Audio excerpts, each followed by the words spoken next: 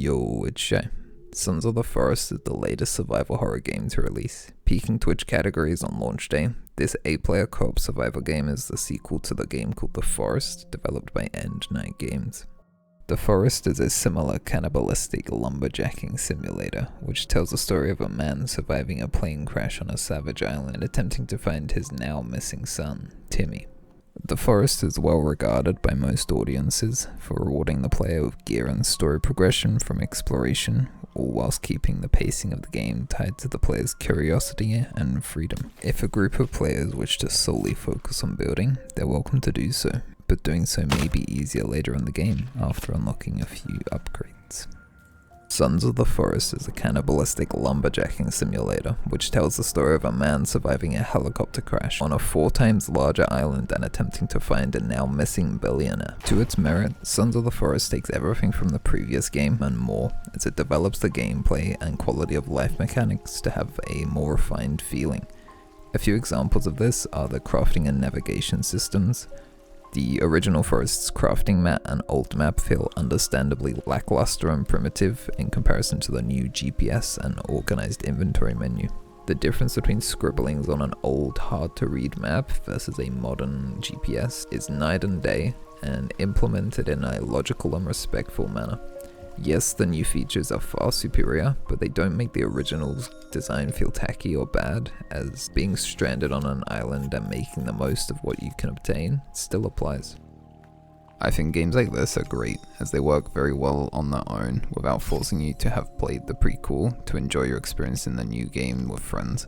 Sure, if you've played the original, you'll have an advantage as you'll be familiar with the old game's systems and connect some references, but the game's story and lore are more of a secondary entertainment, for me at least. The game spawns you in feeling lost and confused whether you have played the previous game or not. From what I can tell as far as I am in my playthrough, almost every game mechanic has been gussied up, from the building to the core survival systems, and it all just feels updated whilst keeping the fundamental forest feeling, you know? I feel like that must be a hard line to walk, updating systems without going overboard and losing the original game's intention.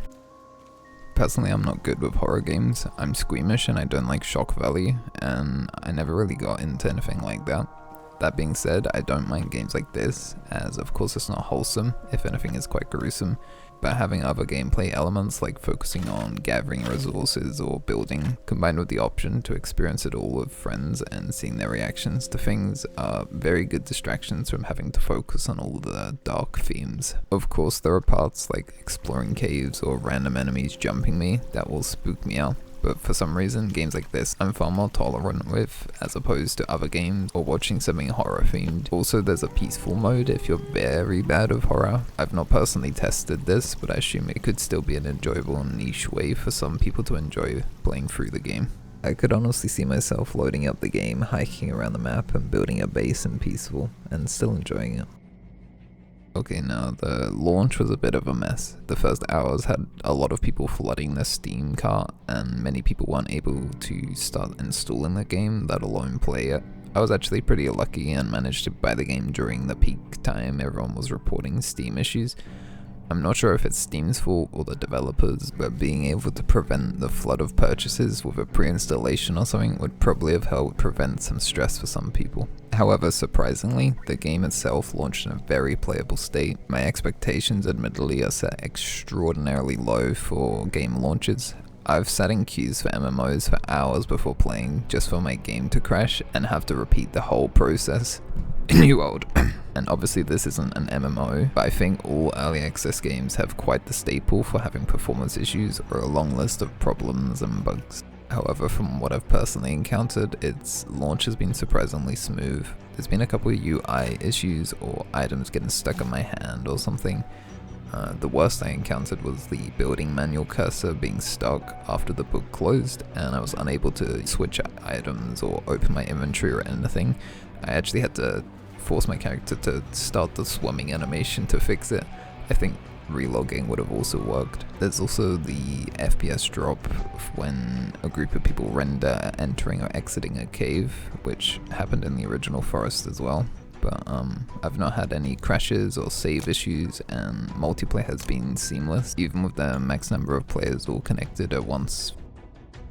Co-op survival games are admittedly one of my favorite genres. I have an unhealthy amount of hours in open world survival sandbox games like Ark Survival, Minecraft, Valheim, Grounded, V-Rising, so I'm definitely biased towards enjoying them, despite some of them having their faults, and I'm not often deterred or too harshly critical, as PvE with good friends is almost always enjoyable for me. They all have their niche mechanics and systems, and I enjoy learning the quirks of a new entry to the genre and compare them to the ones I'm familiar with. I'm sure there are people who don't enjoy these games because they can be grindy or rely heavily on a good group of people to play them with, or other reasons I'm sure, but yeah, just be aware that I personally am very fond of these types of games.